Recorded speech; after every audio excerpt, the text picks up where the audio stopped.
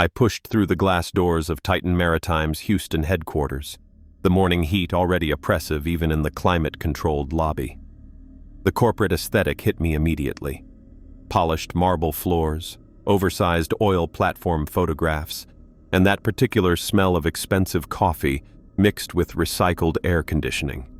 3 years since I'd been inside one of these places, and nothing had changed except maybe the artwork had gotten more expensive. The receptionist directed me to the 14th floor, where a nervous-looking man in his late 30s waited by the elevator bank. His suit looked like it cost more than my truck, but he wore it like someone who'd rather be in jeans. "Mr. Long, Christopher Wilson, Risk Management."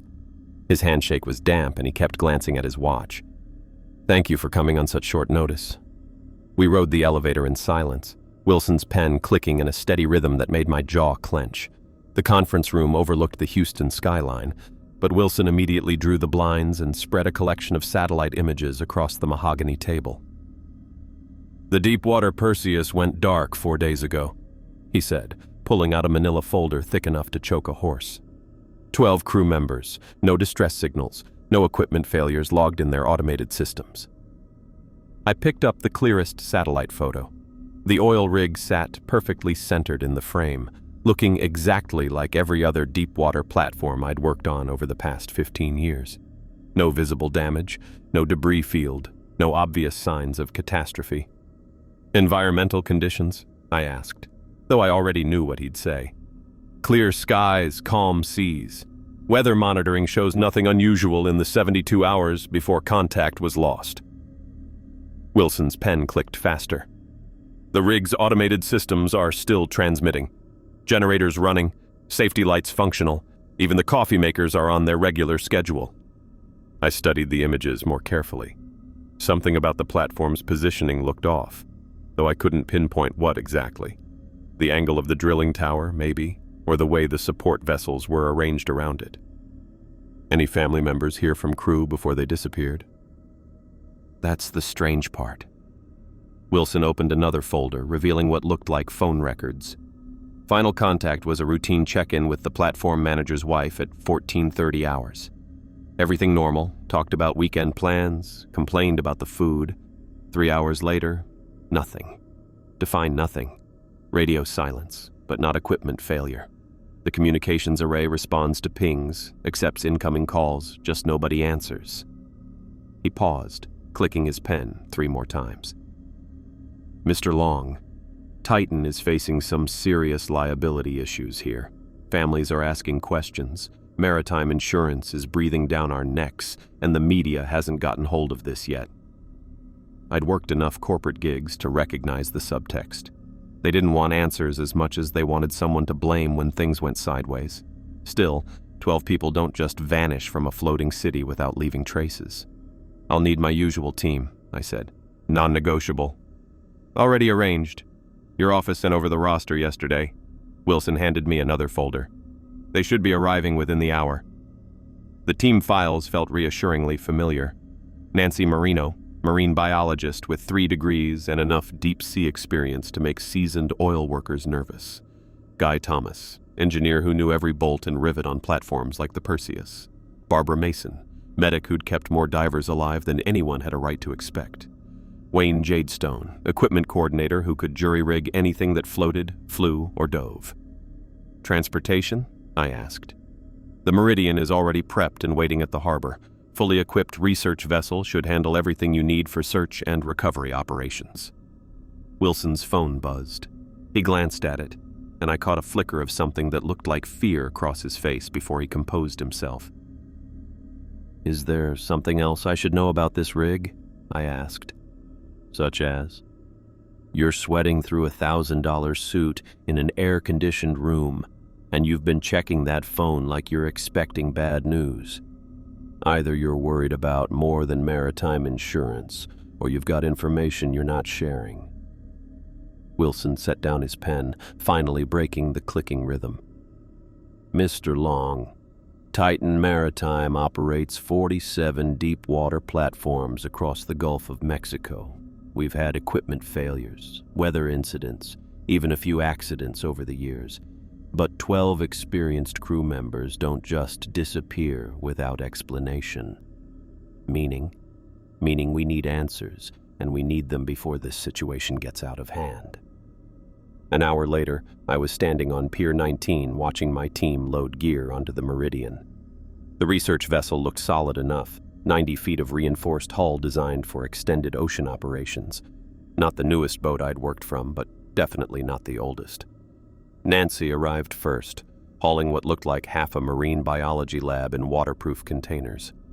I'd worked with her twice before, and she had a reputation for being thorough to the point of obsession. Today, though, she seemed different, more focused, maybe, or just better prepared than usual.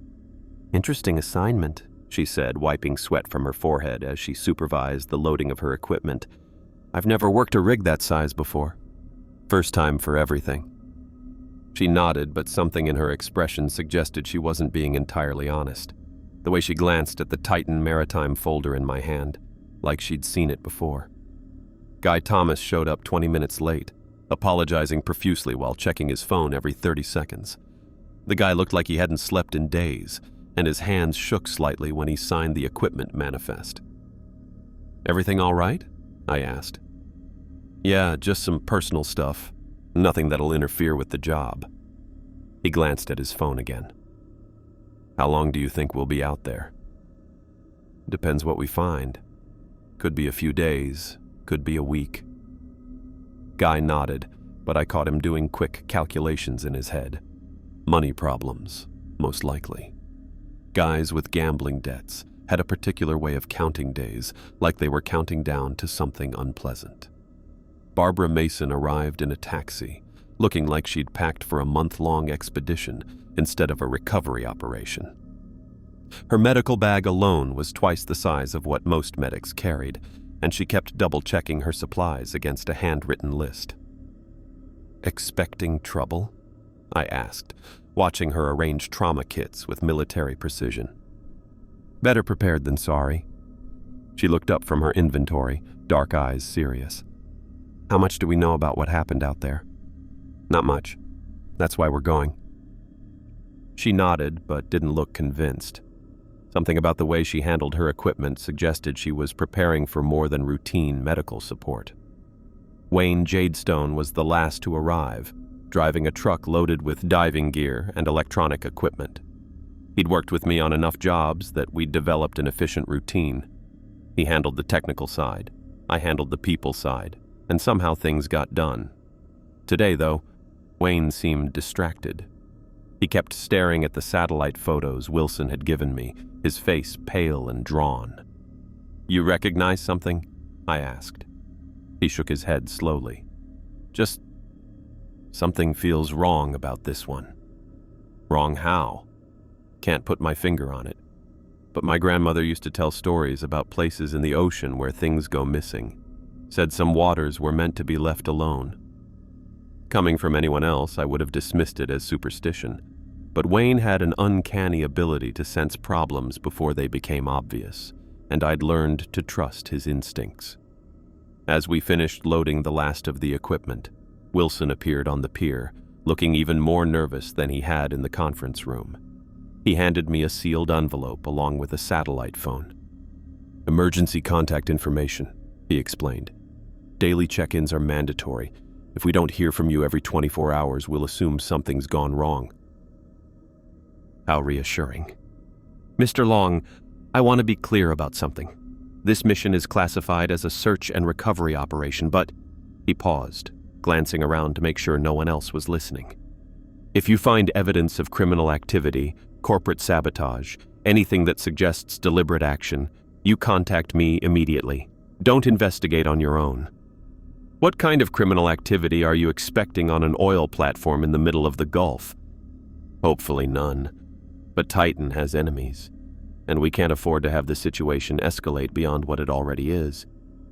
Wilson left without shaking hands, and I watched his rental car disappear into Houston traffic.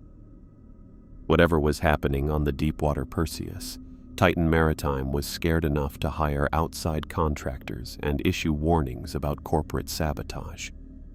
The Meridian's engines rumbled to life, and I took one last look at the Houston skyline before heading inside. My team was already settling into their stations, Nancy organizing her lab equipment, Guy reviewing the Perseus technical specifications, Barbara checking medical supplies, Wayne running diagnostics on our diving gear. 4 hours to reach the coordinates Wilson had given us. 4 hours to figure out what had happened to 12 experienced oil workers who'd simply vanished without explanation. As we cleared the harbor and headed into open water, I felt that familiar tightness in my chest that always preceded difficult jobs. 15 years of marine salvage work had taught me to recognize when something was fundamentally wrong with a situation, and everything about this mission felt wrong. The satellite photos showed a perfectly functional oil platform. The technical reports indicated no equipment failures or safety violations. The weather data revealed calm seas and clear skies. But 12 people don't just disappear from a floating city without leaving traces. Someone had to know what happened out there, and I intended to find out who. The Perseus looked wrong even from a distance, though I couldn't pinpoint exactly what bothered me about it. Maybe it was how normal everything appeared. Work lights cutting through the overcast evening, the steady hum of generators carrying across the water, even the radar dish rotating in its regular sweep. Oil rigs were supposed to be loud, chaotic places full of constant activity.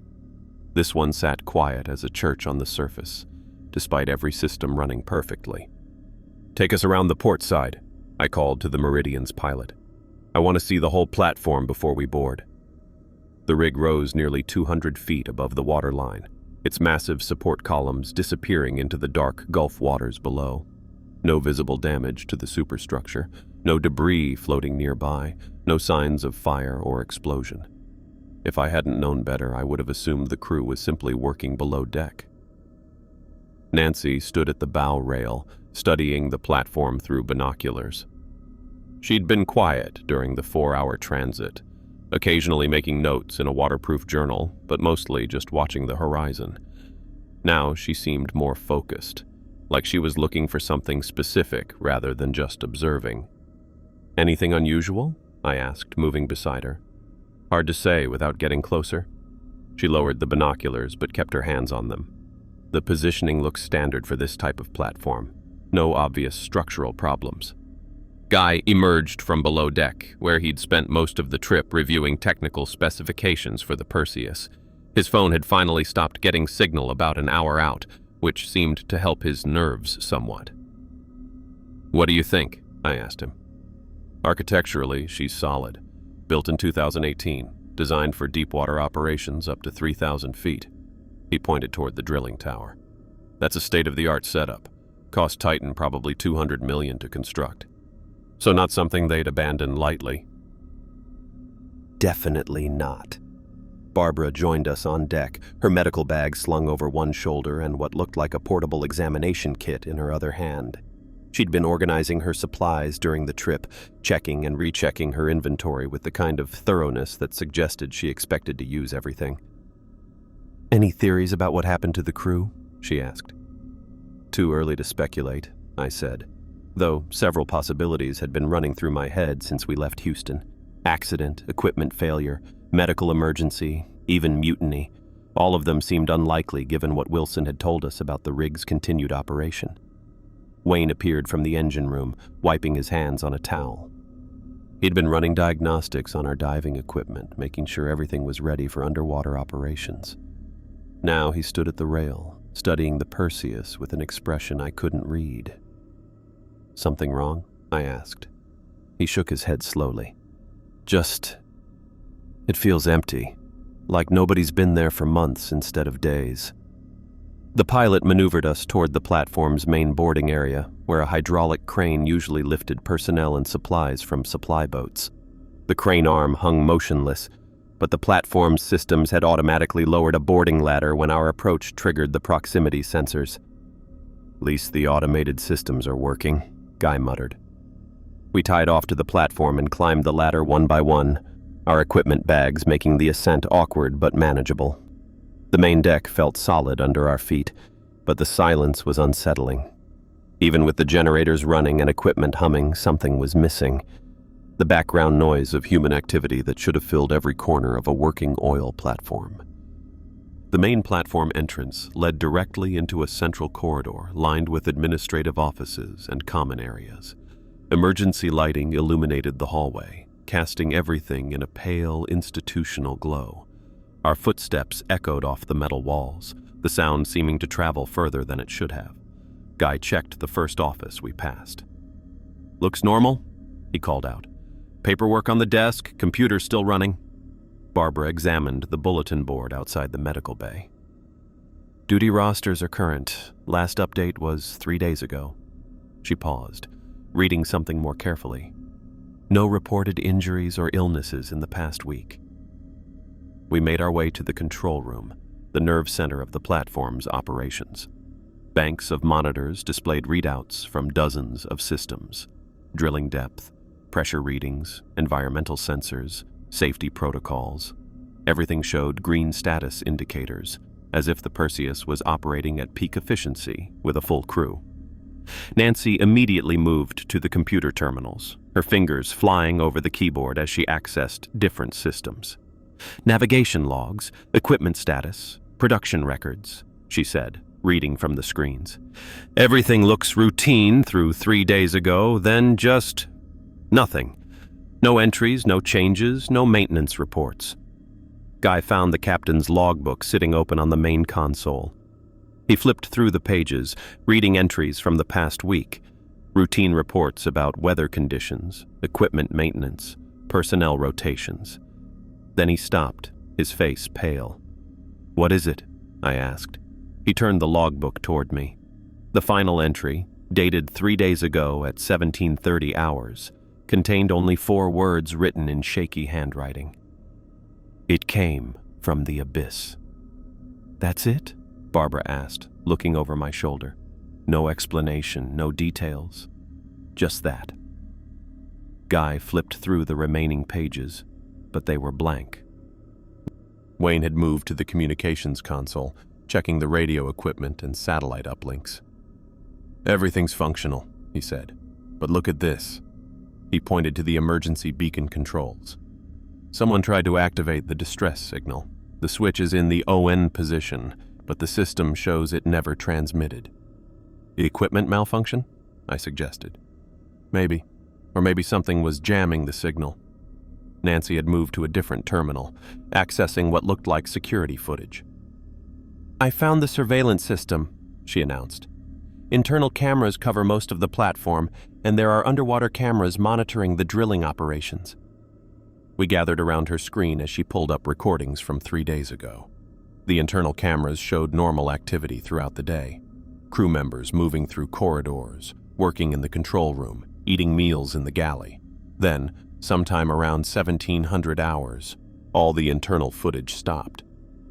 "Power failure?" Guy asked. "No, the timestamps continue. The cameras just stop recording people." Nancy switched to external cameras. "But these kept running." The underwater cameras mounted on the rig's support columns showed murky Gulf water illuminated by powerful lights. Fish moved through the frame occasionally, and sediment drifted past in the current. Nancy fast-forwarded through hours of footage, looking for anything unusual. "There," Wayne said suddenly. "Go back about 10 minutes." Nancy reversed the footage, then played it forward at normal speed. At first, I saw nothing but the usual underwater environment. Then something moved at the edge of the frame. A dark shape too large and too fast to be debris or marine life. "What was that?" Barbara asked. Nancy replayed the segment, slowing it down. The shape appeared again, this time more clearly visible as something massive moving beneath the rig. The cameras couldn't capture enough detail to identify what it was, but the scale was enormous, easily the size of a city bus, possibly larger. "Could be a whale," she said, but her voice lacked conviction. "Whales don't move like that," Wayne replied. "Too fast, too purposeful." Guy was studying readouts from the drilling equipment. According to this, they were operating at maximum depth when the crew disappeared. 3,000 feet down, which is unusual for this location. "Why unusual?" I asked. The Perseus is designed for deep water drilling, but this area typically doesn't require anything close to maximum depth. Most of the productive formations are much shallower. Nancy had been taking pictures of the computer screens with a small digital camera, documenting the various system readouts and log entries. Something about her thoroughness bothered me. She was photographing technical specifications and equipment details that seemed irrelevant to our investigation. "What exactly are you documenting?" I asked. "Research data," she said without looking up from the camera. "I want to make sure we have complete records of everything we find." Including drilling specifications and navigation data. Everything could be relevant. We don't know what caused the crew to disappear. Wayne had wandered off to examine the diving equipment lockers. When he called out, his voice carried a note of confusion. "You guys need to see this." We found him standing in front of an open equipment locker, staring at rows of diving gear arranged in perfect order. Wetsuits hung neatly from hooks, air tanks were properly secured, and diving computers showed full battery charges. "None of it's been used," he said. "Emergency diving equipment, escape pods, life rafts. Everything's exactly where it should be. If the crew had time to prepare for evacuation, they would have taken something." Barbara had moved to the medical bay, a compact but well-equipped facility designed to handle everything from minor injuries to major emergencies. When we joined her, she was studying charts and medical records with a puzzled expression. "No recent treatments," she reported. "No medications dispensed, no injury reports, no sick leave requests. According to these records, the entire crew was in perfect health." The galley told perhaps the most disturbing story. 12 place settings arranged around a large table, each with a full plate of food that had long since spoiled. The meal looked like it had been served but never eaten, as if everyone had simply walked away mid-preparation. "They were about to eat dinner," Barbara observed, studying the plates. "Chicken, mashed potatoes, green beans. Looks like someone put a lot of effort into this meal." Nancy photographed the galley from multiple angles, paying particular attention to the kitchen equipment and food storage areas. When I asked why she needed pictures of the industrial refrigerators, she claimed she was documenting the crew's final activities.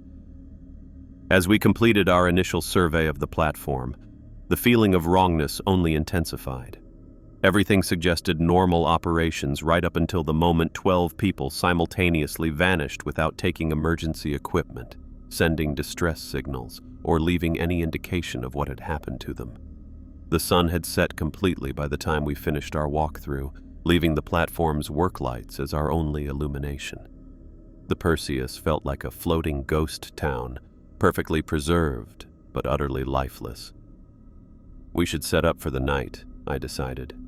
Get some rest, then start diving operations in the morning. "Where do you want to sleep?" Guy asked. "The crew quarters are available, but it feels wrong to use dead men's beds," Wayne finished. We ended up arranging sleeping bags in the main conference room, keeping our gear close and maintaining watch schedules. As the others settled in for the night, I found myself standing at the observation deck, looking out at the dark Gulf waters. Somewhere beneath us, 3,000 feet down in the abyss, lay the answers to what had happened to 12 experienced oil workers. The security footage had shown something large moving in those depths, and the captain's final log entry suggested he'd seen something that defied explanation. Tomorrow, we'd find out what secrets the deep water was hiding. The dive bell's mechanical systems hummed to life as the first gray light of dawn touched the Perseus's deck. I'd been awake for an hour already, running through equipment checks and trying to shake off the unsettling dreams that had plagued what little sleep I'd managed. Nancy appeared beside me at the dive control station, fully suited and carrying what looked like additional sampling containers. Her movements had a practiced efficiency that suggested she'd been preparing for this specific dive longer than the rest of us. "Ready?" she asked, though her tone carried more anticipation than question. "Guy's in position at the control room," I confirmed, checking the communications link.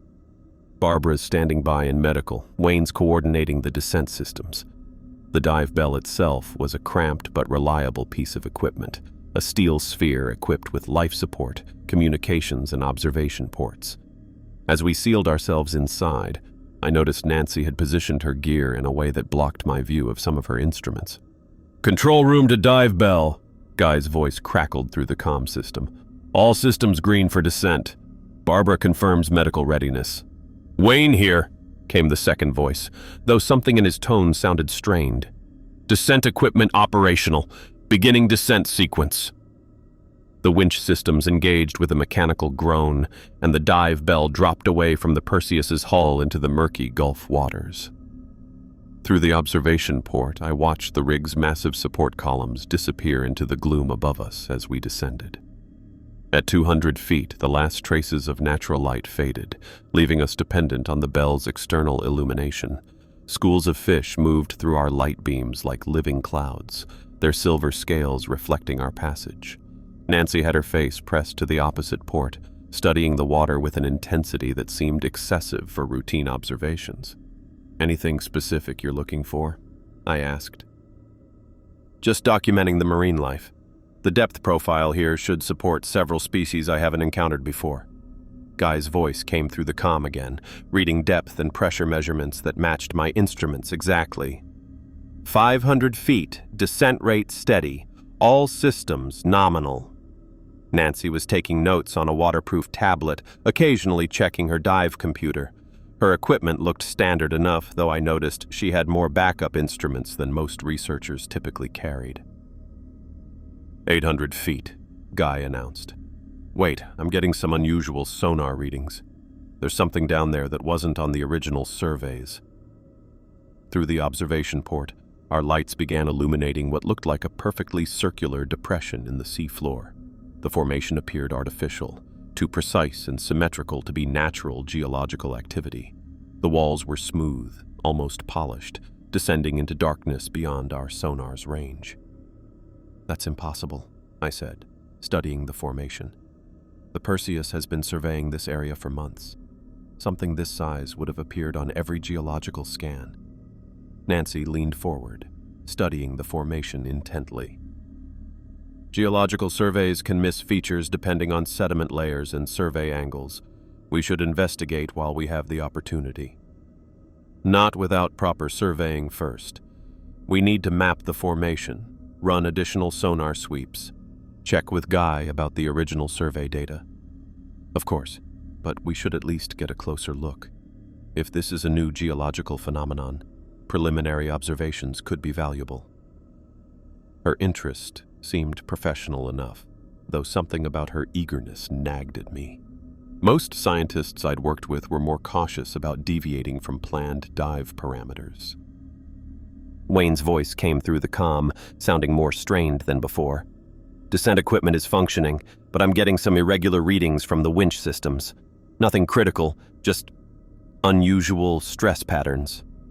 "Define unusual," I requested. "Like something's pulling against the descent cables. Probably just current variations, but I've never seen this pattern before." Guy's monitoring became increasingly erratic as we approached the trench bottom. "I'm showing equipment malfunctions on multiple systems, but I can't replicate them from up here. It's like the problems are resolving themselves before I can identify the cause." At 1,500 feet, our lights began revealing something extraordinary. Bioluminescent organisms unlike anything I'd encountered in 20 years of deep-water operations drifted through the water column. They pulsed with rhythmic light patterns that seemed almost organized, like a form of communication. Nancy immediately began collecting samples with the containers she'd brought, working with practiced efficiency. Her collection technique was more sophisticated than I'd expected, using specialized preservation methods that suggested extensive deep-water sampling experience. "These are remarkable specimens," she said, photographing the creatures with a high-resolution underwater camera. "The bioluminescent patterns are unlike anything in current taxonomic classifications. The organisms seem to react to our presence, their light patterns shifting from random pulses to coordinated sequences. Some clustered around the dive bell as if curious about our intrusion into their environment. Guy's voice crackled through the comm with increasing tension. I'm reading massive equipment failures across multiple systems, but everything appears functional from my position. Either my instruments are malfunctioning, or something down there is interfering with our electronics. At 2,000 feet, our descent lights illuminated the impossible. A massive stone structure emerged from the sediment at the trench bottom, its architecture defying every principle of conventional engineering. The geometric patterns carved into its surface hurt to look at directly, creating optical illusions that made my eyes water and my head ache. The proportions were wrong in ways I couldn't articulate. Corridors that seemed to extend infinitely despite being enclosed. Chambers with angles that shouldn't exist in three-dimensional space. The structure was ancient beyond measurement, yet showed no signs of the marine growth that should have covered anything submerged for more than a few decades. The stone itself looked polished, as if the crushing depths and corrosive seawater had no effect on its composition. Nancy's reaction was immediate and intense. She pressed against the observation port, studying the structure with what looked like recognition rather than surprise. "This is extraordinary," she breathed. "The architectural patterns suggest a completely unknown civilization." "How can you determine that from here?" I asked, watching her examine the structure with suspicious familiarity. "The geometric principles are unlike any known historical architecture. We need to document this thoroughly." She began photographing the structure from every angle, her movements suggesting she knew exactly what details to capture. Something about her behavior felt rehearsed, as if she'd been preparing for this specific discovery. Through the observation port, the stone structure seemed to extend far beyond our light's reach, disappearing into the abyssal darkness like a submerged city. Whatever civilization had constructed this place, they'd possessed engineering capabilities that surpassed modern understanding. Nancy continued her documentation with an intensity that went beyond scientific curiosity, and I found myself wondering exactly what kind of research had brought her to our team. The air recycling system in the dive bell cycled with mechanical precision as I studied the stone structure spread out below us. Nancy had positioned herself at the controls, checking depth readings and communication links while I tried to process what we were looking at. The architecture defied every principle of engineering I'd learned in 20 years of marine operations. "We need to investigate that structure," Nancy said, her voice carrying a certainty that bothered me. "The geological significance alone makes this discovery unprecedented." "Investigate how? We're 2,000 feet underwater in a dive bell. This isn't exactly equipped for archaeological surveys." "The external manipulation arms are designed for sample collection. We could use them to clear debris, get closer to the structure itself." Her suggestion made sense technically, but something about her eagerness felt wrong. Most scientists I'd worked with approached unknown formations with more caution, especially at crushing depths where one mistake could kill everyone aboard. Nancy was already operating the dive bell's external arms, clearing sediment from what appeared to be a collapsed section in the structure's outer wall. Her movements showed practiced efficiency with the equipment, as if she'd rehearsed these exact maneuvers. "How long have you been planning this dive?" I asked, watching her work. "Planning what?" "We're investigating geological formations discovered during routine search operations." "Right, routine." The collapsed wall section revealed an opening large enough for human passage, though the idea of leaving our protective sphere at this depth should have been impossible. Nancy began checking her diving gear with the methodical attention of someone preparing for something specific. "You're not seriously considering going in there. The structure appears stable, and our suits are rated for this depth. We have limited time before our air supply requires ascent." She paused, meeting my eyes through her dive mask. "This could be the most significant archaeological discovery in human history."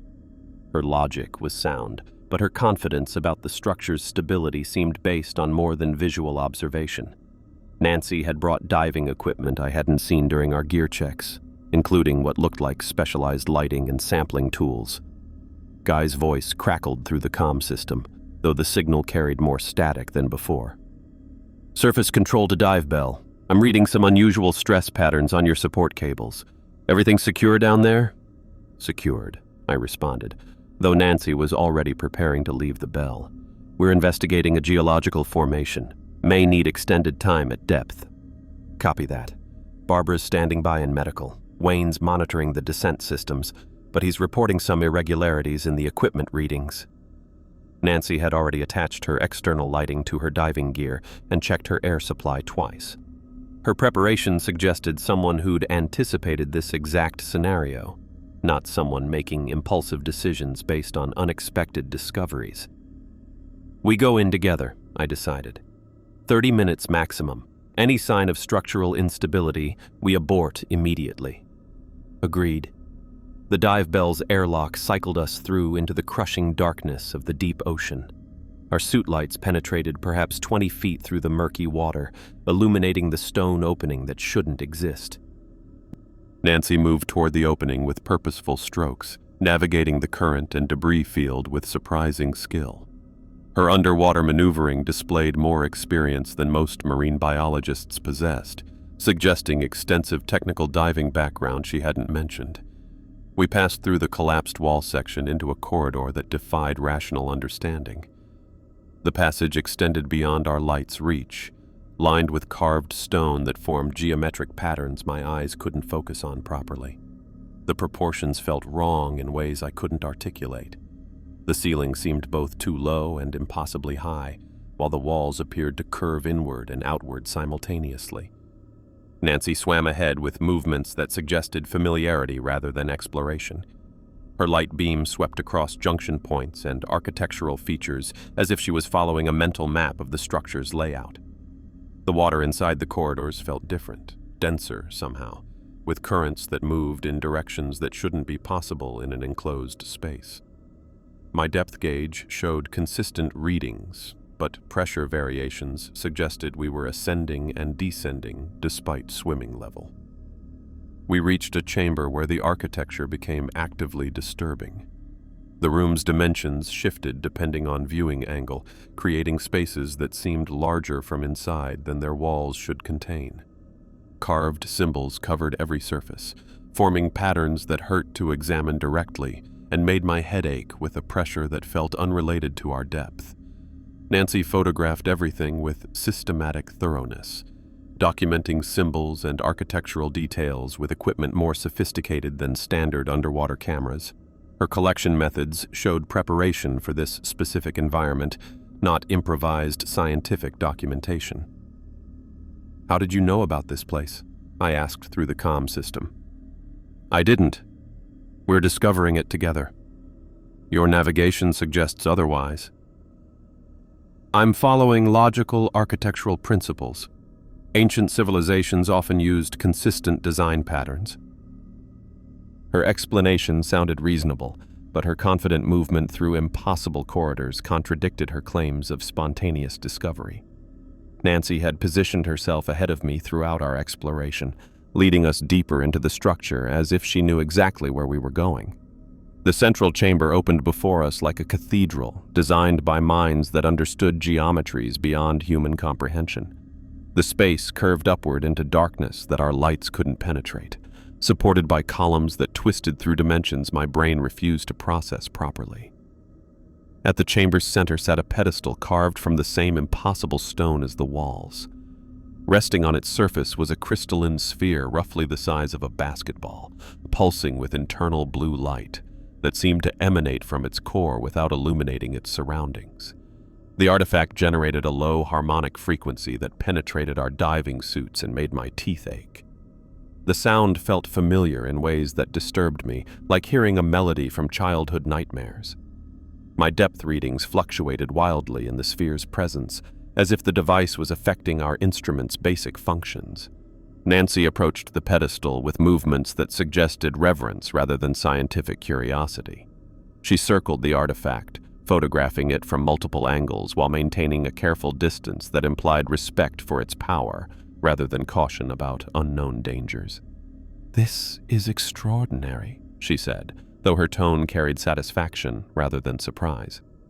"The crystalline structure appears to be generating its own energy source."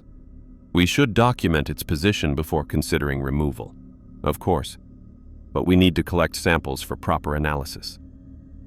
Nancy began unpacking equipment I hadn't seen in her gear during our surface preparations. Specialized containment vessels, analysis tools, and what appeared to be extraction implements designed specifically for handling crystalline artifacts.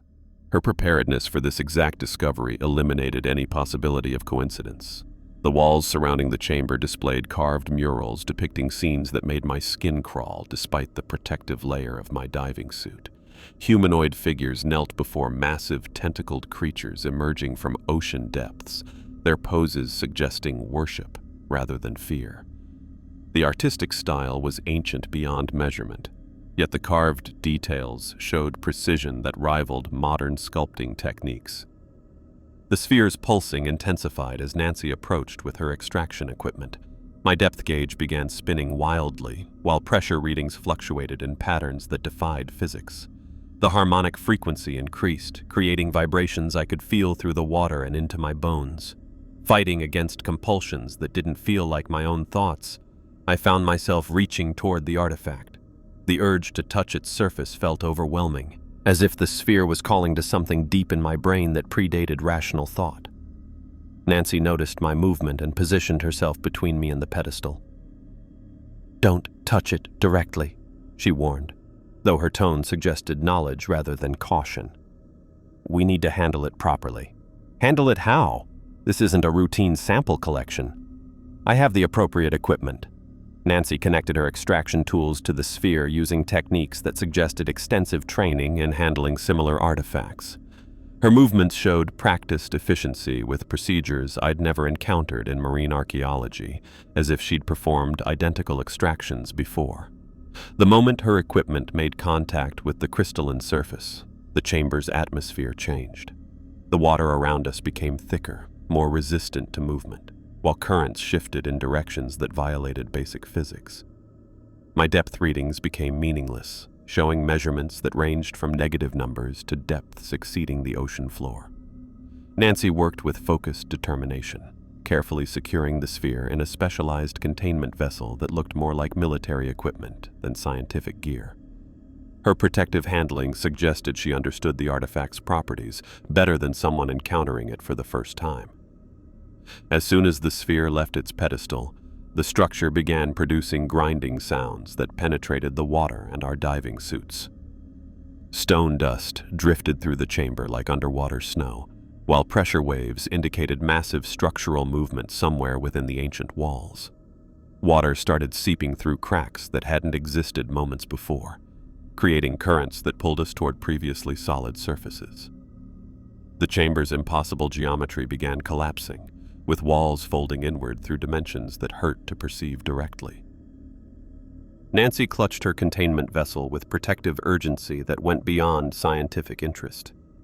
Her behavior toward the artifact felt possessive, as if she was guarding something personally valuable rather than securing a research specimen for study.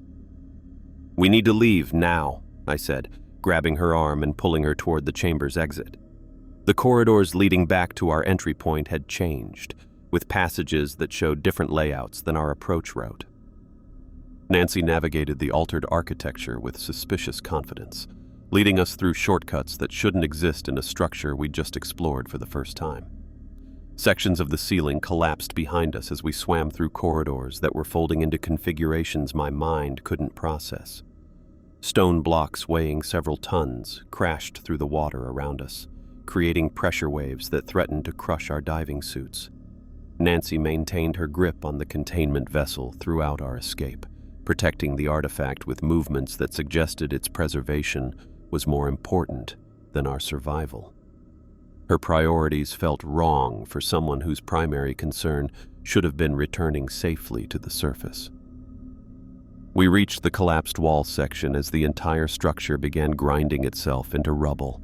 The ancient stone was disintegrating in patterns that suggested the building was designed to self-destruct if its contents were removed. Water pressure shifted dramatically as thousands of tons of architecture collapsed into the abyssal depths. Our emergency ascent began as chunks of impossible masonry crashed past us into the darkness below. Nancy clutched her prize throughout our rapid rise, her body language protective rather than scientific. Whatever she'd found in that central chamber, she was treating it like something she'd been sent to retrieve rather than something we'd discovered together. The dive bell's lights appeared above us like salvation, though Nancy's behavior suggested our mission was just beginning rather than ending. She'd gotten what she came for, and her secretive preparation was becoming impossible to ignore. As we approached the safety of our pressure vessel, I realized Nancy had never intended this to be a rescue mission at all. The decompression procedure took 40 minutes after our emergency ascent, but even sitting in the Meridian's medical bay, breathing pure oxygen, I couldn't shake the feeling that something fundamental had changed during those hours underwater. Nancy sat across from me, her containment vessel secured between her feet, like she was guarding something more valuable than her own life. The way she checked the seals every few minutes suggested this wasn't her first time transporting artifacts that needed special handling. Barbara ran standard post-dive medical checks on both of us, her movements efficient but distracted. She kept glancing at Nancy's equipment with the kind of professional curiosity that meant she was noticing details that didn't add up. When she tested my blood pressure for the third time, I realized her concern wasn't about decompression sickness. "Everything normal," she announced, though her tone carried questions she wasn't asking aloud. Guy appeared in the medical bay doorway before we'd finished the safety protocols, his face showing the kind of strain that meant he'd been monitoring our dive communications and calculating worst-case scenarios. His hands shook slightly as he helped us move our gear to the main cabin, and I noticed him checking his phone obsessively, more frequently than usual, as if his financial anxieties had intensified. "Did you find anything that explains the crew disappearance?" he asked, though his attention kept drifting to Nancy's sealed container. "We documented significant geological formations," Nancy replied carefully. "The site requires additional analysis before we can determine relevance to our investigation." Wayne joined us as we transferred equipment from the medical bay, carrying diving gear with mechanical precision that suggested he was following routine procedures to avoid thinking about what we'd discovered. His usual steady demeanor showed cracks around the edges, and when I asked him about the winch irregularities he'd reported during our descent, he paused, touching his temple. "Winch problems?" Yes. I remember mentioning something, but the details feel fuzzy now, like trying to remember a dream. I studied his face, looking for signs he was joking or testing my attention to detail. Wayne's memory for technical problems was usually flawless, but something was clearly affecting his normally reliable recall. "You said something was pulling against the descent cables. Unusual stress patterns." "Right. That sounds familiar. But when I check the equipment logs, everything shows normal operation. Maybe I was imagining things." Nancy had positioned herself in the main cabin's center, placing her containment vessel on the bolted-down table where it would remain stable regardless of sea conditions. The way she arranged her other equipment around it suggested she was setting up for extended analysis work rather than temporary storage. The sealed container hummed with barely audible vibrations that I felt through the deck plates rather than heard through the air. The sound created a persistent pressure behind my eyes that intensified whenever I looked directly at the vessel. Barbara noticed me rubbing my temples and handed me standard painkillers, but the headache felt too specific to respond to conventional medication. "Something's wrong with the atmospheric pressure readings," Wayne announced from the navigation station, though when I checked the barometric instruments, everything appeared normal. Guy sat down across from Nancy's equipment setup, his phone still in his hand, but forgotten as his usual nervous energy was replaced by an uncomfortable stillness. For 3 days, he'd been checking messages constantly, but now the device seemed irrelevant compared to whatever was occupying his thoughts. "Can you hear that?" he asked, tilting his head toward Nancy's container. "Hear what?" "The humming, like voices but too quiet to understand the words." I listened carefully, trying to isolate any sounds beyond the ship's normal operations and the equipment vibrations. The Meridian's engines provided steady background noise, punctuated by occasional creaks from the hull adjusting to wave motion. but I couldn't identify anything resembling voices. Nancy began unpacking analysis equipment I'd never seen during our mission preparations. Sophisticated instruments that looked more expensive than our entire contract value, with manufacturer labels I didn't recognize, and technical specifications that seemed designed for purposes beyond marine biology research.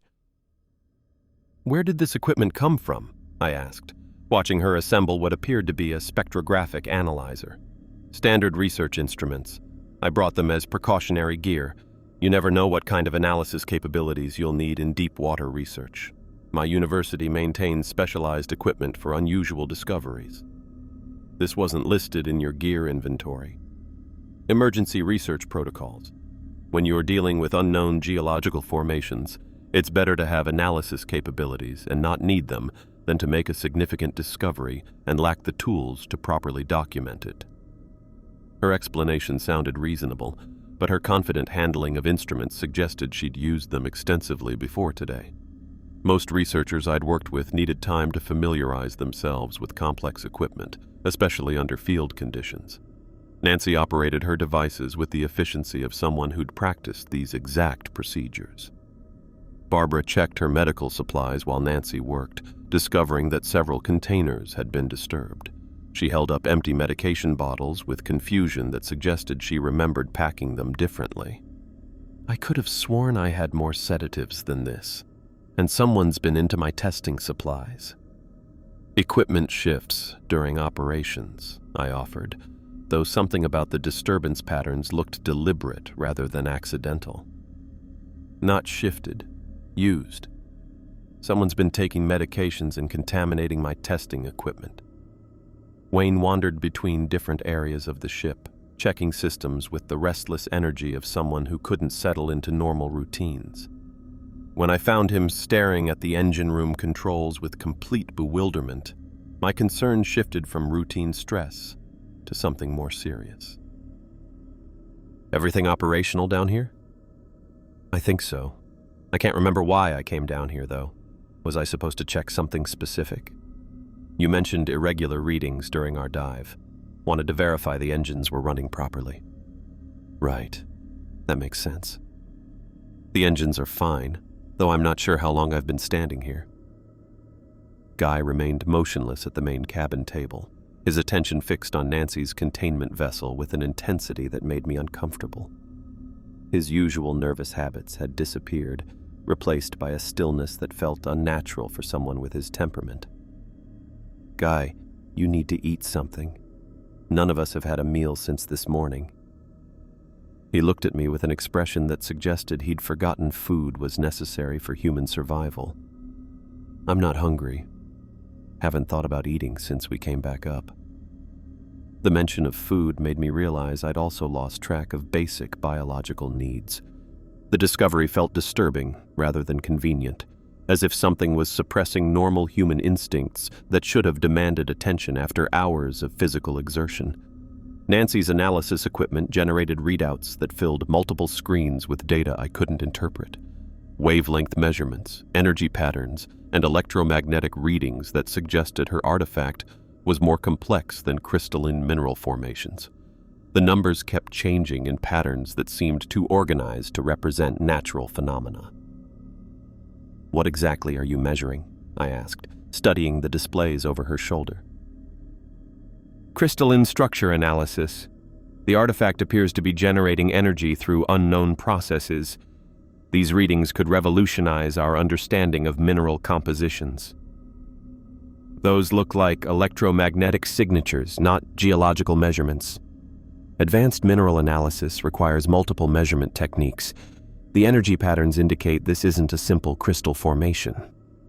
Barbara joined us at the equipment station, bringing her medical knowledge to bear on Nancy's data. Her expression shifted from curiosity to concern as she studied the electromagnetic readings. "Those energy patterns look familiar. They're similar to brainwave measurements, but at frequencies I've never seen in human neurological activity." "Interesting observation," Nancy replied, though her tone suggested she wasn't surprised by the correlation. Guy suddenly spoke from his position at the table, his voice carrying an odd inflection that made us all turn toward him. It's trying to communicate. The voices are getting clearer. Wayne reappeared from below deck, looking disoriented and carrying tools he couldn't explain. Found myself in the engine room again. I was adjusting something, but I can't remember what or why. Wayne, how many times have you been down there today? I don't know. Time feels different since we came back up. Like hours are passing without me noticing. Barbara checked her watch, discovering that our post-dive activities had consumed more time than any of us remembered. The evening was well advanced, though none of us could account for where the hours had gone. We should establish normal routines, she suggested, though her voice lacked conviction.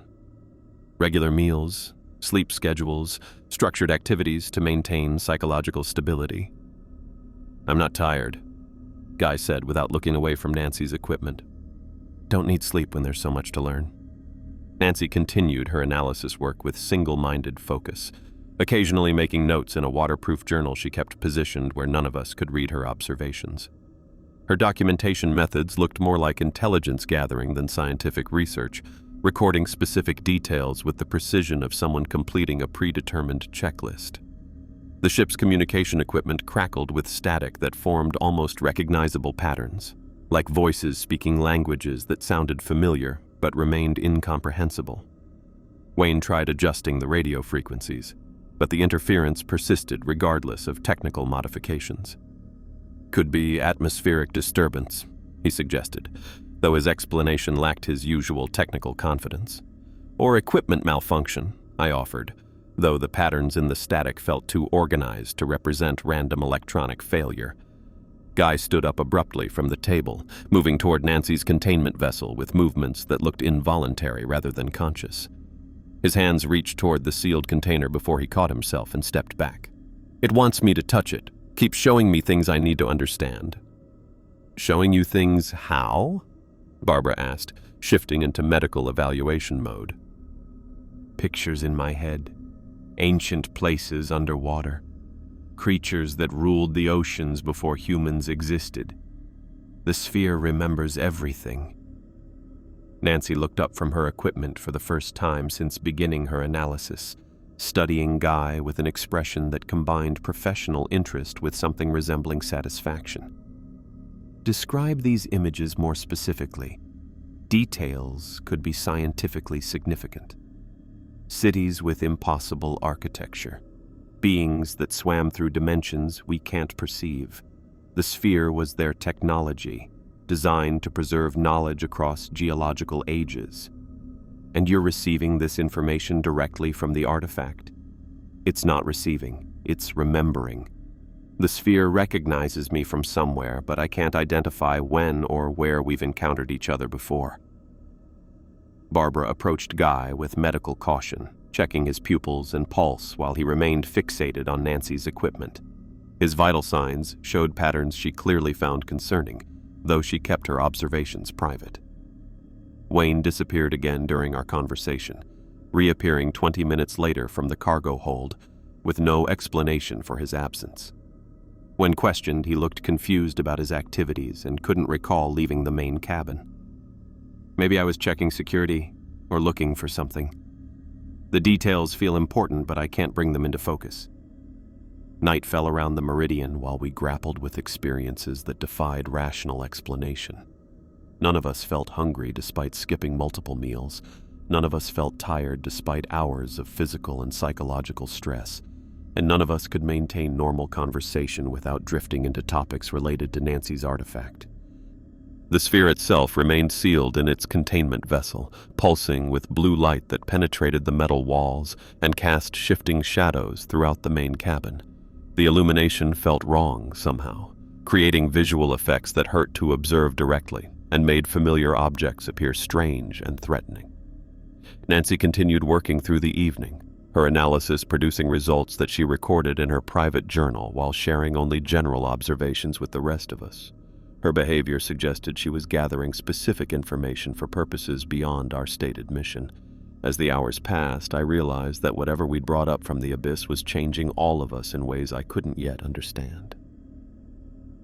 The galley felt wrong when I woke up. though it took me several minutes to figure out why.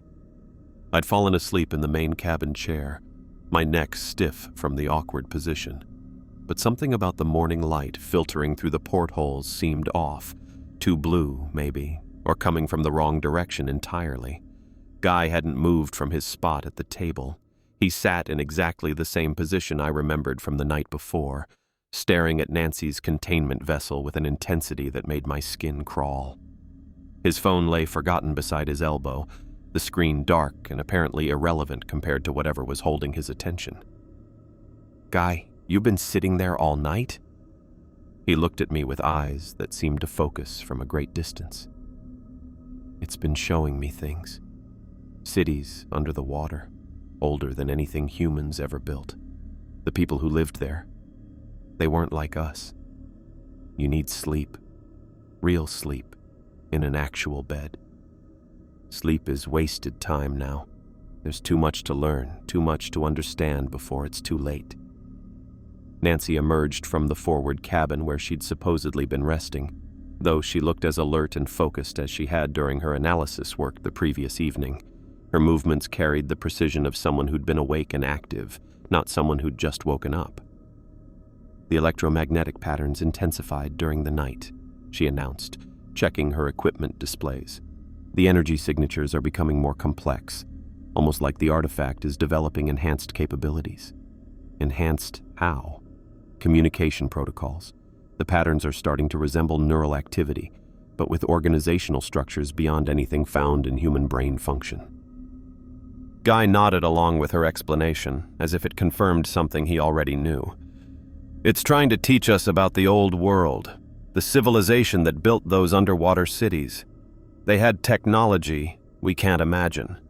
Barbara appeared from the medical bay, carrying her supply kit with movements that suggested she'd been conducting inventory rather than sleeping. Her expression combined professional concern with confusion as she joined us in the main cabin. "Someone's been into my medications again," she said, holding up several empty containers. "Not just missing doses, everything's been systematically contaminated. My testing supplies, my sterile equipment, even my emergency sedatives." "Contaminated how?" "Exposed to moisture, mixed with other substances. Like someone was experimenting with different combinations." She looked directly at Guy. "Have you been taking anything from my medical supplies?" "I don't need medications. The sphere is better than any drug for expanding consciousness."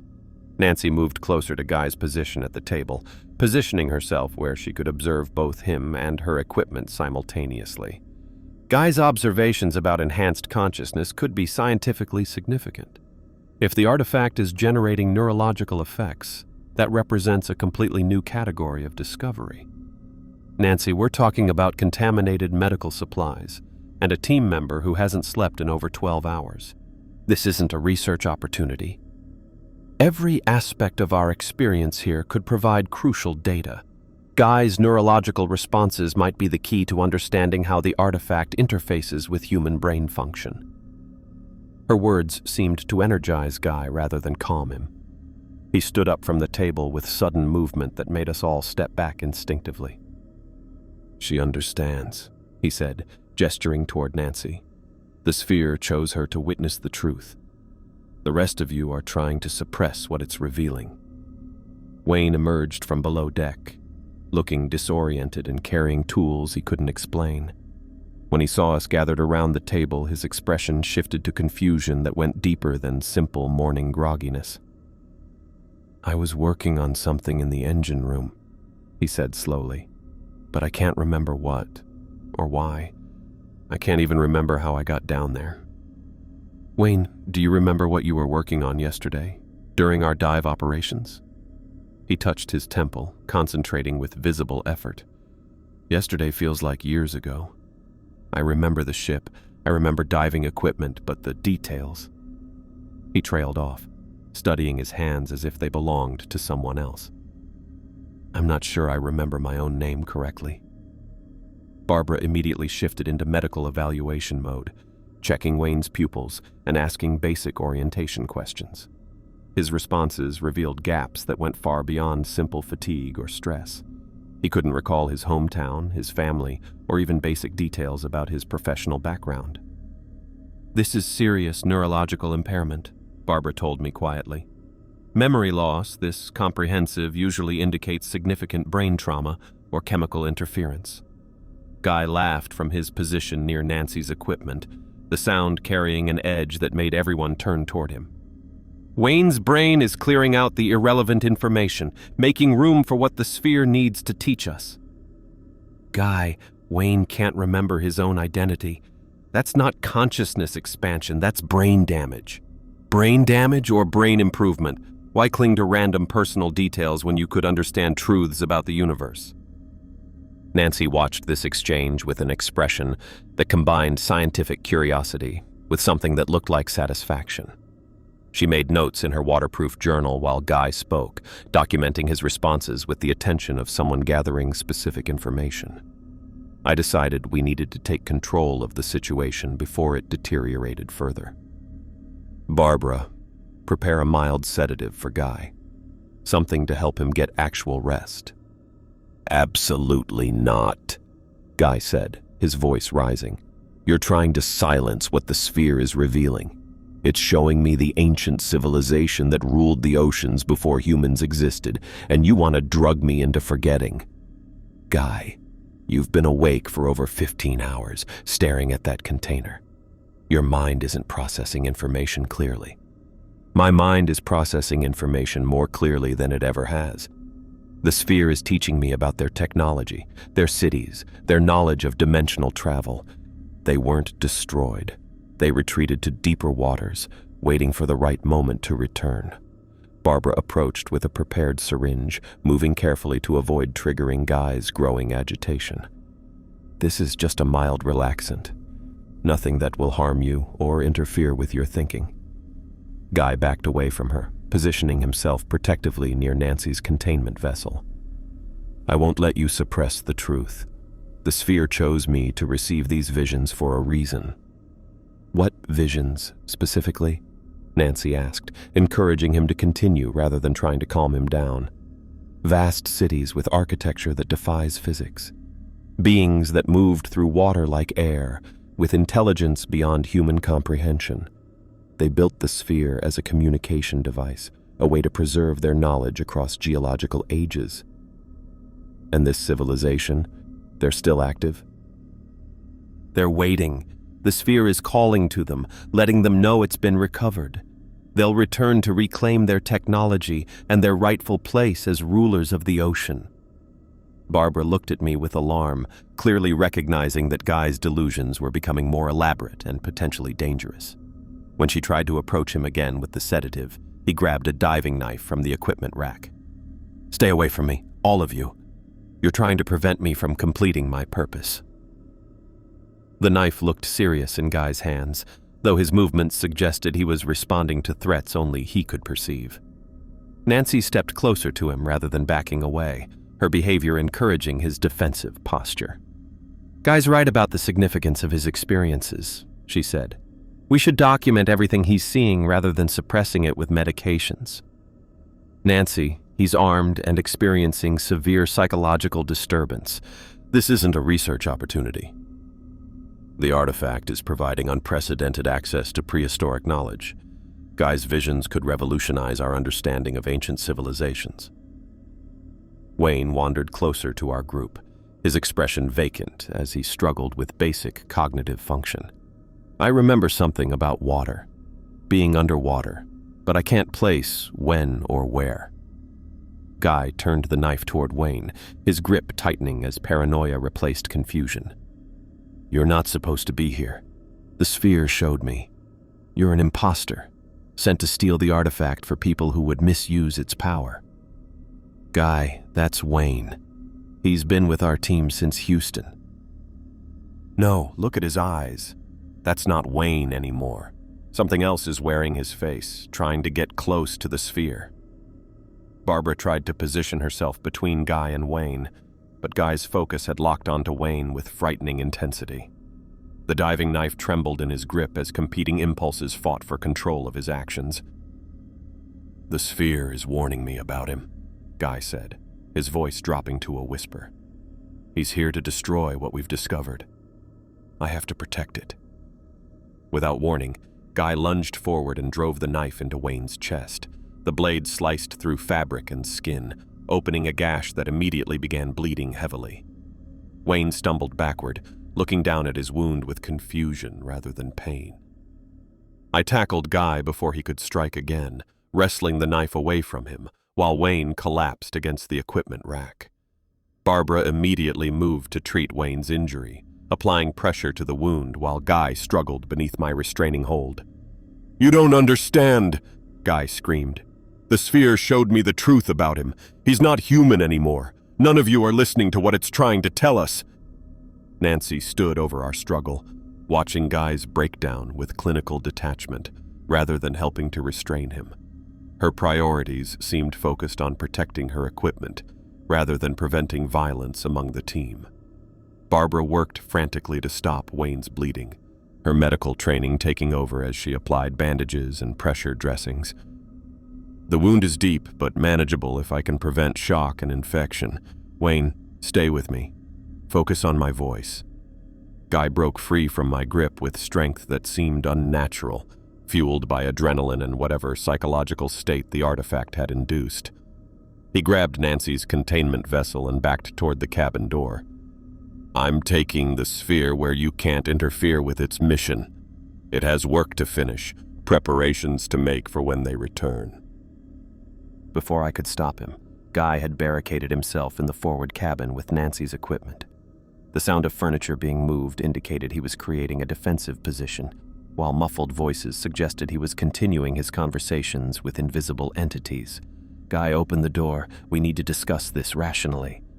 "There's nothing to discuss," came his response through the locked cabin. "The sphere has shown me everyone's true intentions.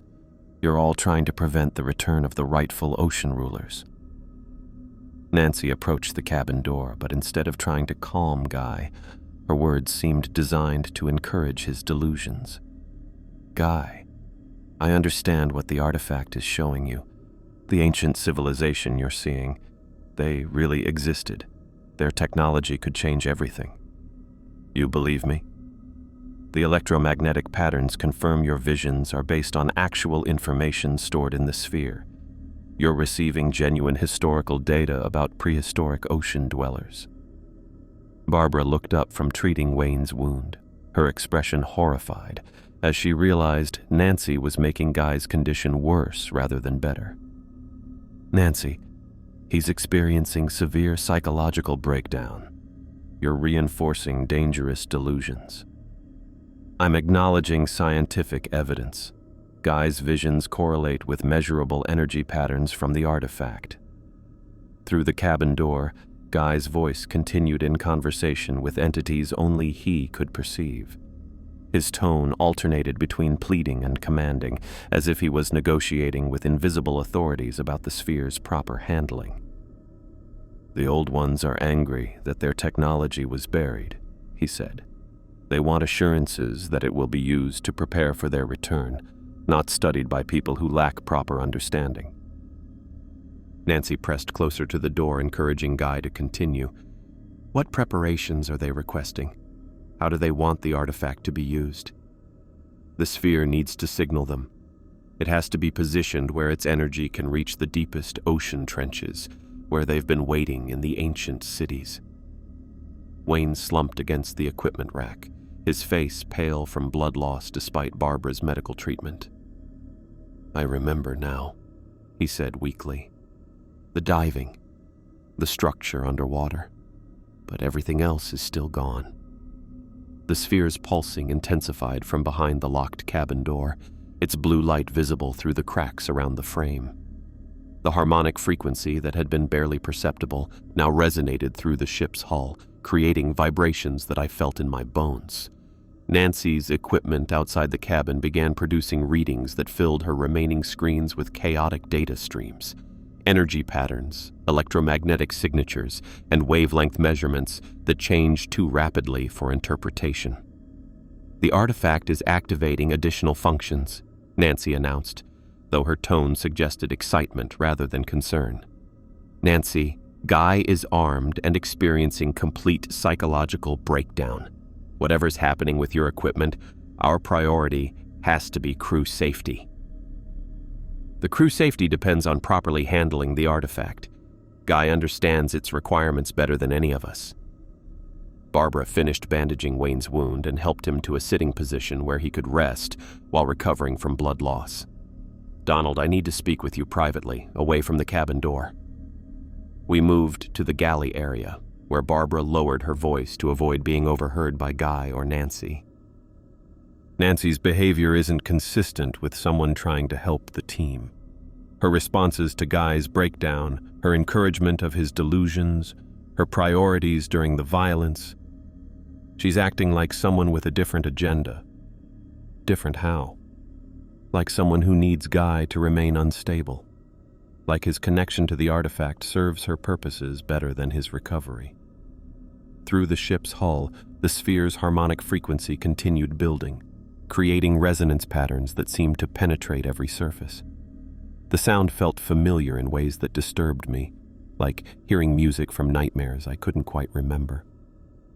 Wayne struggled to his feet, supporting himself against the galley counter. "The humming is getting stronger. I can almost understand what it's saying." "What do you mean, understand?" "Like words, but not in any language I recognize. Pictures forming in my head of places I've never been." Barbara checked Wayne's wound dressing, ensuring the bleeding had stopped before he attempted movement. "Wayne, describe these pictures. Details might help us understand what's affecting everyone's mental state." "Underwater spaces. Massive caverns filled with structures that hurt to look at directly. Creatures that move through water like they're flying, with intelligence that makes humans seem primitive." The images Wayne described matched Guy's visions, suggesting the artifact was affecting multiple team members with consistent hallucinations. But the precision of the shared experience felt too organized to represent random psychological symptoms. Nancy continued her analysis work outside the locked cabin, documenting whatever data the sphere was generating. Her movements showed the focused efficiency of someone completing a predetermined mission rather than responding to unexpected developments. "Nancy," I called, "we need to discuss evacuation procedures. If Guy's condition continues deteriorating, we may need to request emergency medical assistance." "Evacuation would be premature. Guy's experiences represent the first direct communication with prehistoric intelligence in human history. We can't abandon this opportunity for momentary safety concerns." Momentary safety concerns? He just stabbed Wayne and barricaded himself with potentially dangerous equipment. The artifact isn't dangerous. It's revolutionary. Guy's connection to its stored information could provide insights that transform human understanding of ocean history. From the locked cabin came the sound of Guy's voice raised in what seemed like argument with his invisible companions. His words became increasingly urgent, as if he was defending his actions to entities that questioned his judgment. "I protected the sphere like you instructed," he said. "The imposter tried to steal it, but I prevented the theft. Now it's safe from people who would misuse its power." The blue light emanating from the cabin intensified, casting moving shadows throughout the main area that seemed to shift independent of any actual light source. The shadows formed shapes that resembled tentacles or reaching arms, though looking directly at them made the images dissolve into ordinary darkness. Wayne pointed toward the shadowy movement with a trembling hand. "You can see them too, the shapes in the shadows. They're not hallucinations." Barbara followed his gesture, her medical training making her approach the phenomenon analytically rather than fearfully. Visual disturbances could indicate electromagnetic interference with neurological function. The artifact might be generating fields that affect perception. "Or it's showing us things that are actually there," Nancy suggested. "If the sphere contains technology beyond human understanding, it might reveal aspects of reality we normally can't perceive."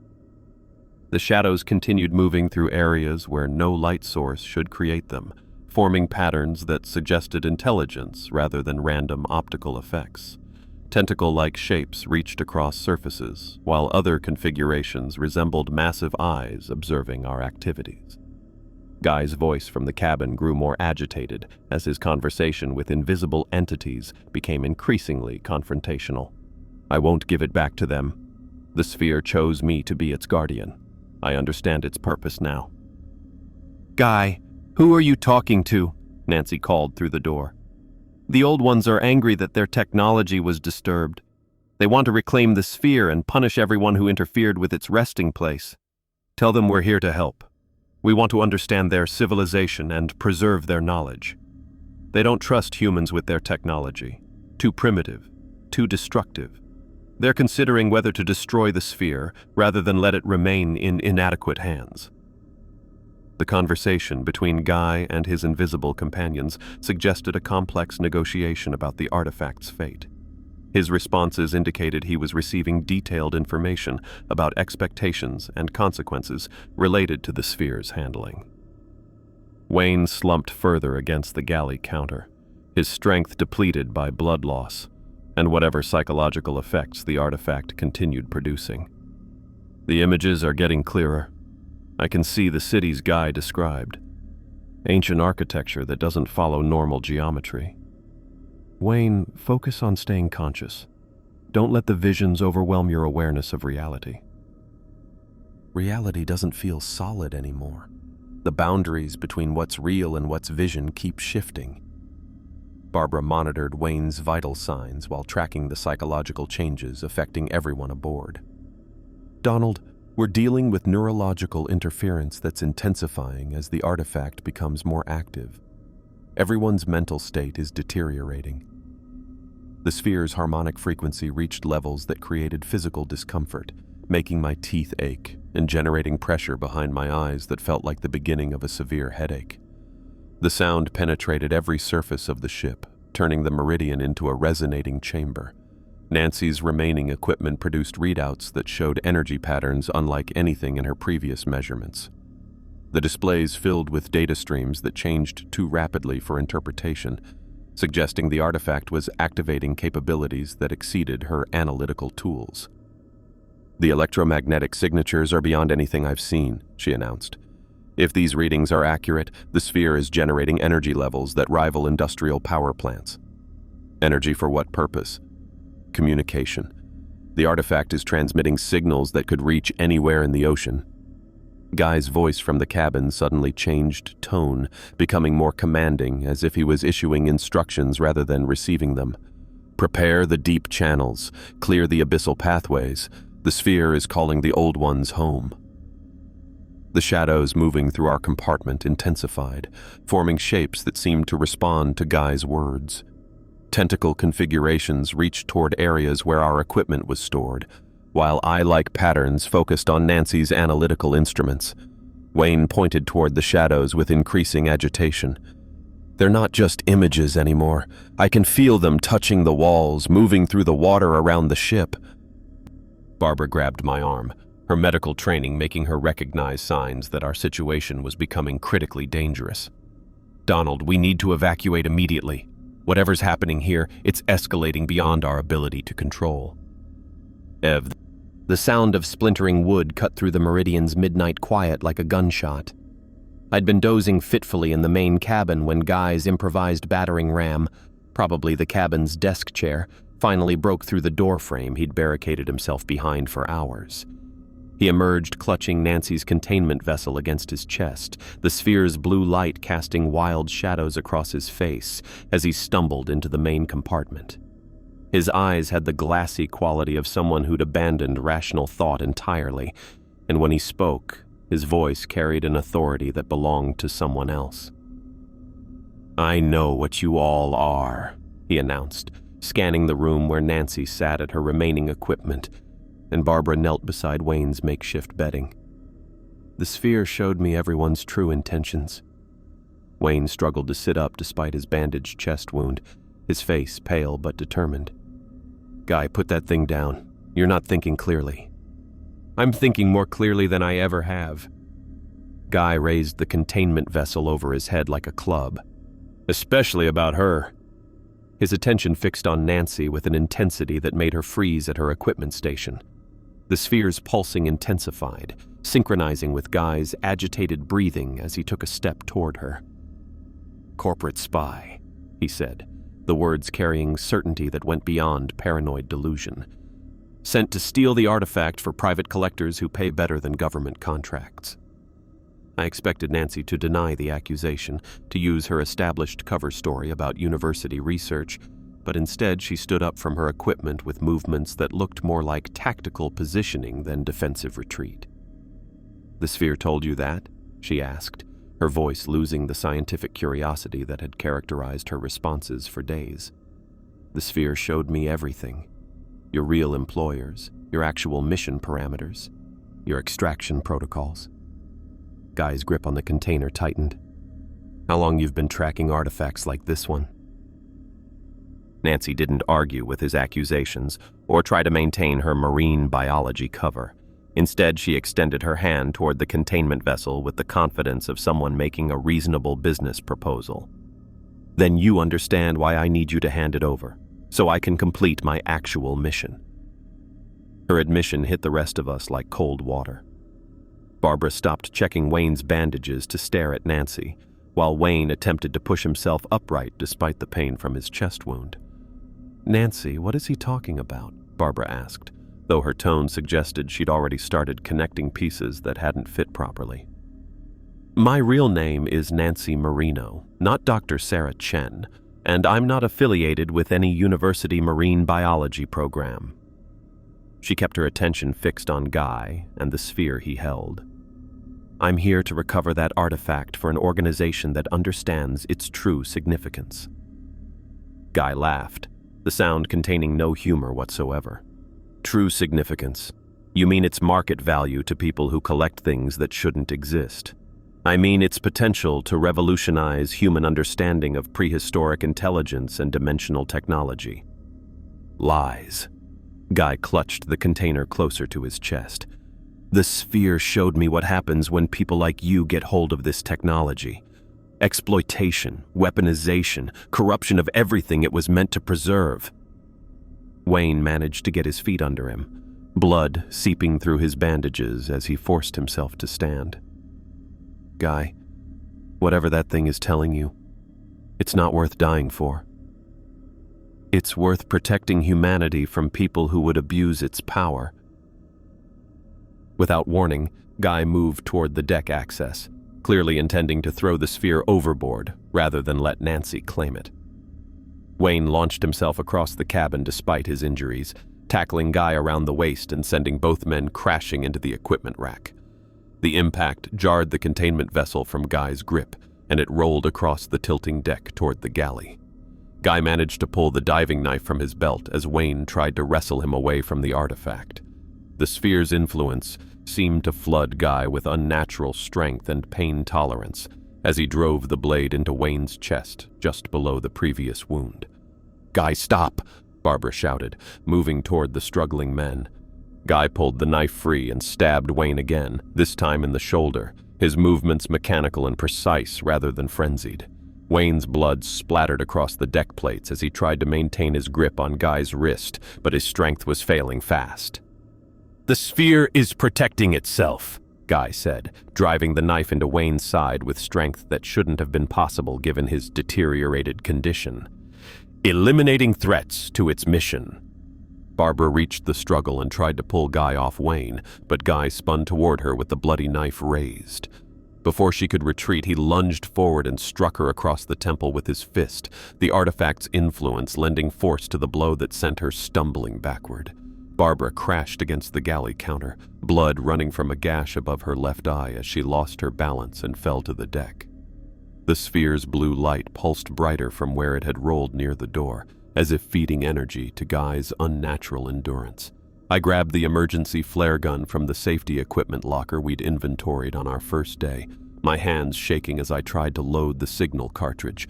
Guy continued stabbing Wayne with methodical precision, each thrust accompanied by wet sounds that made my stomach lurch. "Guy, get away from him!" Guy looked up at me with an expression that combined recognition with complete indifference to my authority. Blood covered his hands and forearms, while Wayne lay gasping beneath him, his movements growing weaker with each wound. He was trying to steal the sphere for the imposters. I had to stop him. I aimed the flare gun at Guy's center mass, knowing the phosphorus charge would create serious burns, but hoping the shock might break whatever hold the artifact had on his mind. Drop the knife and step away from Wayne. The sphere is more important than any individual life, including mine. I pulled the trigger. The flare cartridge struck Guy in the chest and immediately ignited his shirt, creating flames that spread across the fabric with unnatural speed. The artifact's influence seemed to dull his pain response. Instead of dropping the knife and trying to extinguish the fire, Guy continued his attack on Wayne's barely conscious body. The smell of burning cloth and skin filled the cabin as Guy stabbed Wayne twice more, the blade finding spaces between ribs with surgical precision. Flames climbed toward his face, but the sphere's hold on his mind made him push through agony that should have incapacitated anyone else. "Guy, you're on fire." He looked down at the flames consuming his torso with mild curiosity, as if the burning was happening to someone else. Pain is irrelevant when you're serving a higher purpose. The sphere's blue pulsing had synchronized with something else, massive movements that I felt through the hull rather than heard through the air. Nancy moved toward the rolling container with careful steps, clearly intending to claim the artifact while Guy was distracted by his burning clothes. Through the cabin portholes came flashes of bioluminescent light from outside the ship, patterns that moved through the water with intelligence rather than random marine activity. The sphere's pulsing intensified, and the answering lights from the ocean depths grew brighter. Guy finally acknowledged the flames consuming his upper body by tearing off his burning shirt, revealing severe burns that should have left him screaming in agony. The artifact's influence was sustaining him beyond normal human endurance, but his body was failing despite his mind's disconnect from the pain. "It's calling to them," he said, watching the bioluminescent patterns through the portholes. "The old ones heard the sphere's signal, and they're rising from the deep cities." The water around the meridian erupted as something massive broke the surface nearby. Through the nearest porthole, I caught a glimpse of flesh that defied biological classification, surfaces covered in scales the size of dinner plates, appendages that moved with muscular coordination, and eyes that reflected our cabin lights with intelligence that felt ancient and malevolent. "Nancy!" Guy called, his voice barely audible as his injuries finally began overwhelming the sphere's influence. "You understand what's happening, don't you? Why the sphere had to be recovered?" Nancy reached the containment vessel and lifted it with reverent care, her movements suggesting she'd practiced these exact motions many times before. "I understand the artifact represents first contact with a prehistoric civilization," she said. "My organization has been tracking similar objects for years, waiting for one to become active. Your organization..." Guy's burned face twisted into something resembling a smile as he collapsed to his knees.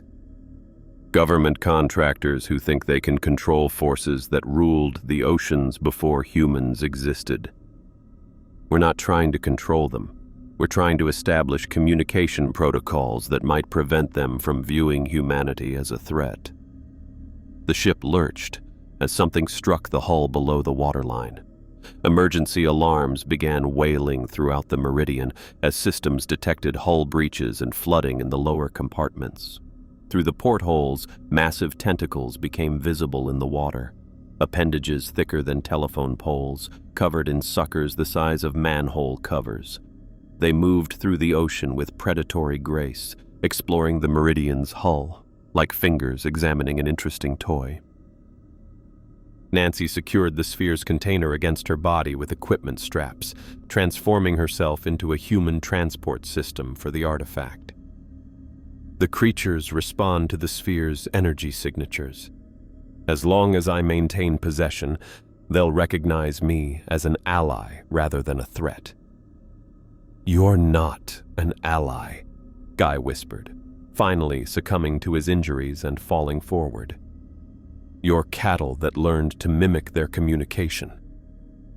One of the tentacles wrapped around the Meridian's midsection, creating pressure that made the hull plates groan in protest. Water began seeping through stressed joints as the creature tested our structural integrity. Barbara struggled to her feet despite her head wound, blood still running from the gash above her eye. "Donald, the radio equipment. We need to send a distress signal." I helped her reach the communications station, where she immediately began checking frequencies and transmission capabilities. Her expression shifted from concern to horror as she discovered what someone had done to our equipment. "The radio's been sabotaged," she announced. "Not damaged, deliberately disabled. Someone removed essential components and shorted critical circuits." The implications hit me like physical blows. Someone's been feeding information about our mission to external parties. Nancy continued securing the sphere's container while monitoring the creature activity outside. My handlers required regular updates about recovery progress. I had to work carefully during Wayne's sleep periods. He would have noticed missing components during his regular system checks, so I used bypass circuits and temporary replacements to mask the sabotage until tonight. "You've been reporting our location and status?"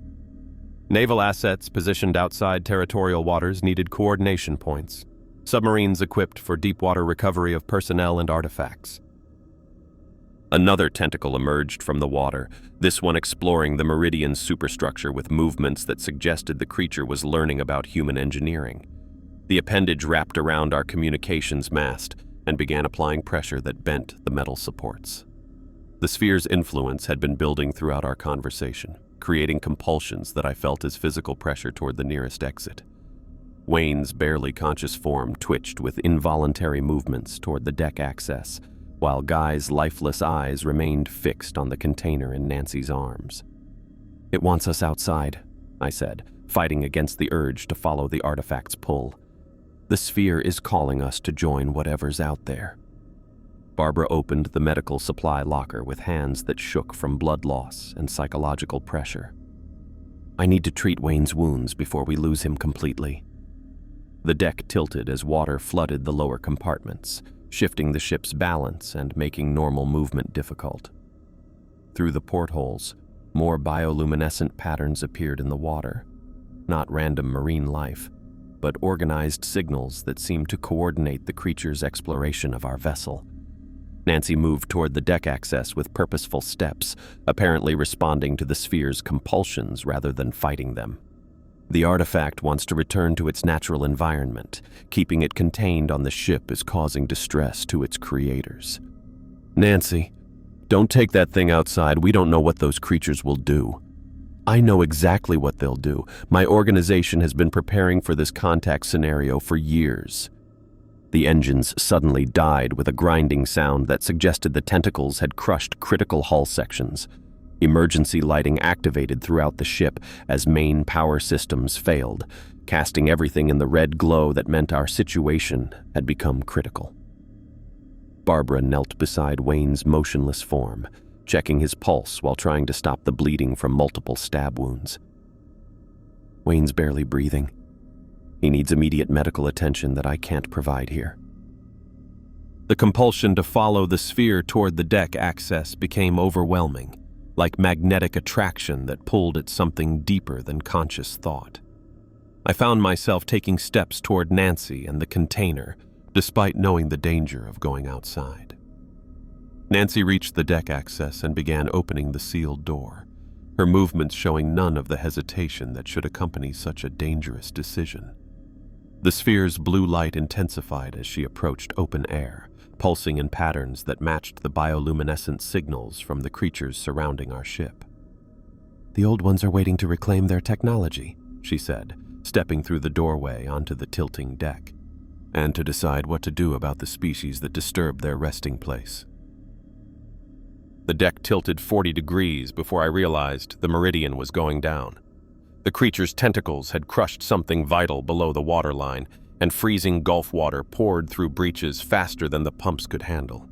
Nancy stood at the rail with the sphere's container strapped to her chest, bathed in blue light that seemed to call to the massive shapes moving beneath our listing vessel. The artifact pulsed in patterns that matched the bioluminescent signals from the depths, creating a conversation I couldn't understand but felt in my bones. Barbara stumbled toward the emergency equipment locker, blood from her head wound making her movements unsteady. "Donald, the life rafts. We need to deploy them now." I yanked the emergency release handle, but the mechanisms had been damaged by the hull compression. The rafts remained locked in their housing while the ship continued its fatal roll toward the water. Through the gaps in the deck plating, I could see Wayne's motionless form in the main cabin. Guy's burned body lay beside him, both men beyond any help I could provide. The rising water would reach them within minutes. "Barbara, grab whatever flotation you can find.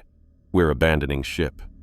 The emergency locator beacon sat in its mounting bracket near the communications station. I ripped it free and activated the automatic distress signal, knowing Coast Guard response would take hours we didn't have. Nancy remained at the rail, apparently mesmerized by her connection to the creature that was destroying our ship.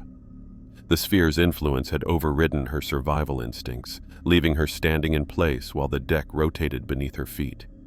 A spare oxygen tank from the diving equipment offered the only chance of extended survival in water this cold. I strapped it across my shoulders and grabbed Barbara's arm.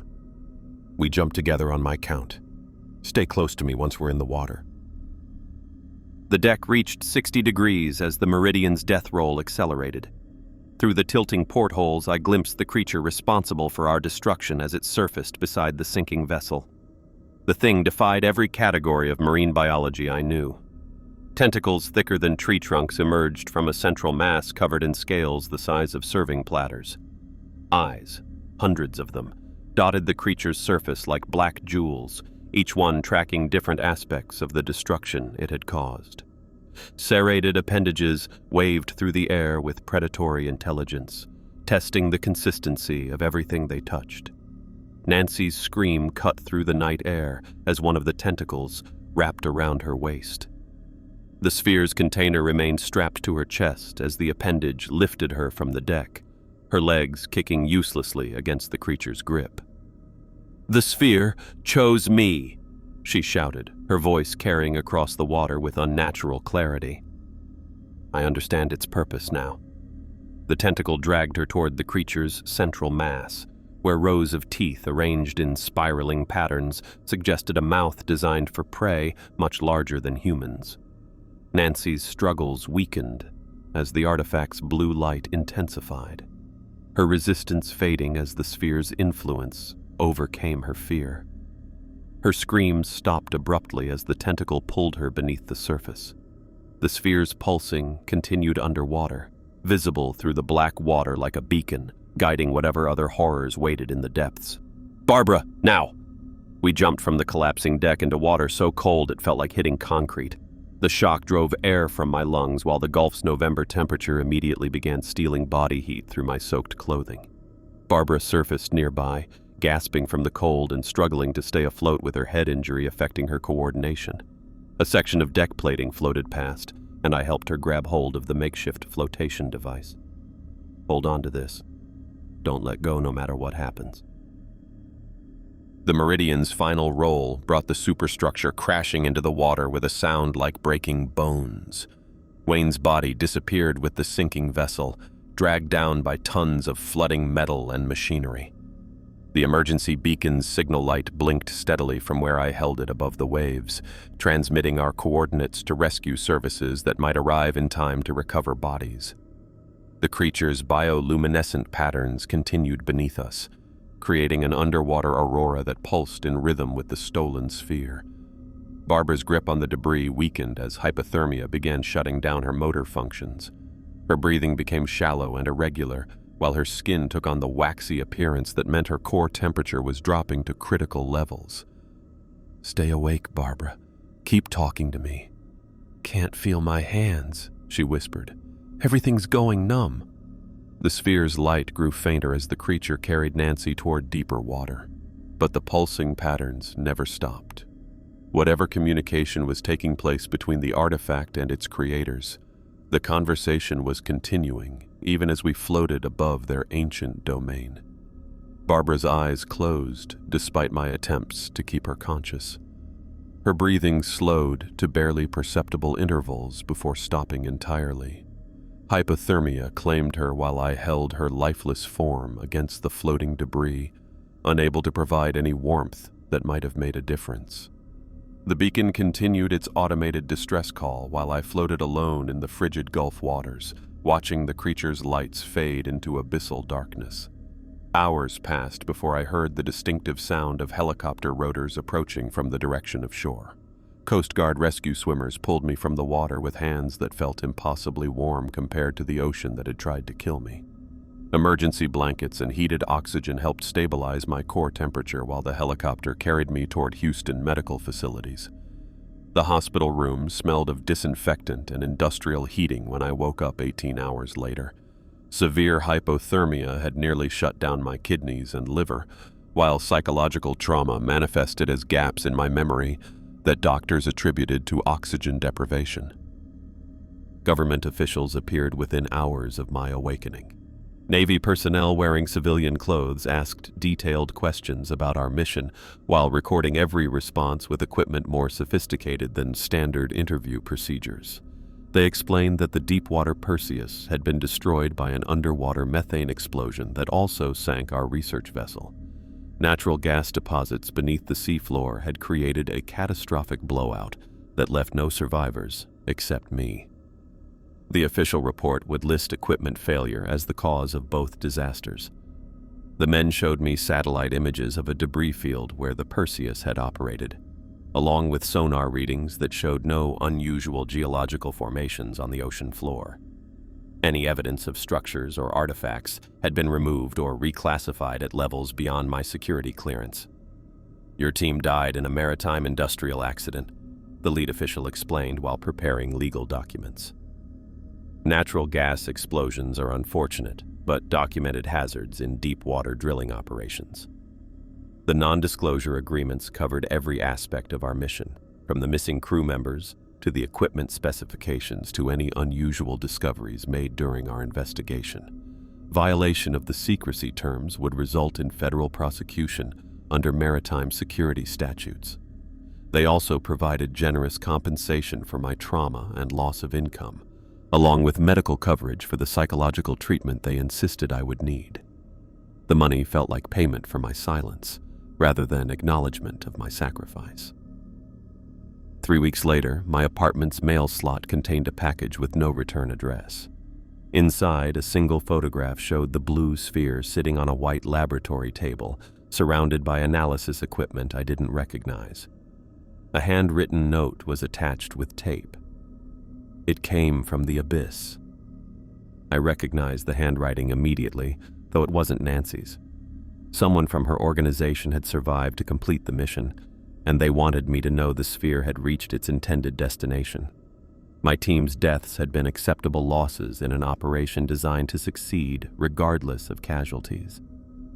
I sat staring at the photograph for nearly an hour, processing the implications of what it meant.